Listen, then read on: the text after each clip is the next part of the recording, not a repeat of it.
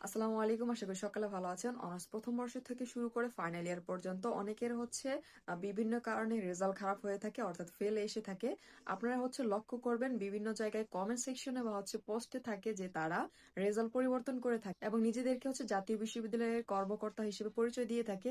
আপনারা হচ্ছে অবশ্যই এই ফাঁদে পড়বেন না, কারণ হচ্ছে তারা যে হচ্ছে ডকুমেন্ট গুলো দিয়ে থাকে যে রেজাল্ট পরিবর্তনের, এগুলো কিন্তু হচ্ছে খুব সহজে এডিট করা যায়। জাতীয় বিশ্ববিদ্যালয়ের রেজাল্ট বা হচ্ছে যে কোনো ধরনের হচ্ছে বোর্ড রেজাল্ট পরিবর্তনের কিন্তু হচ্ছে কোনো সুযোগ নেই পূর্ণ মূল্যায়ন বা হচ্ছে বোর্ড চ্যালেঞ্জ ছাড়া। যারা হচ্ছে টাকা নিয়ে রেজাল্ট পরিবর্তন করে দিবে এরকম কিছু বলবে 100% ফেক। তারা কিন্তু হচ্ছে আপনাদের টাকা নিয়ে ব্লক করে দিবে। তাই অবশ্যই এই ধরনের গুজবে কেউ কান দিবেন না এবং এই ধরনের ফাঁদে কেউ পড়বেন না। যারা হচ্ছে ভিডিওটি দেখছেন বাকিদেরকে জানিয়ে দিবেন।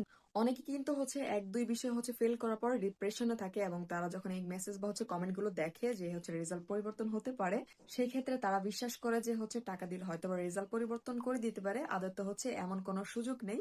জাতীয় বিশ্ববিদ্যালয়ে যে কোনো হচ্ছে সেক্টরের আপনার রেজাল্ট পরিবর্তন শুধুমাত্র পূর্ণ মূল্যায়নের মাধ্যমে হয়ে থাকে, বাকি সবকিছু আইসিটি একদম সেক্টরের নিয়ন্ত্রণে থাকে।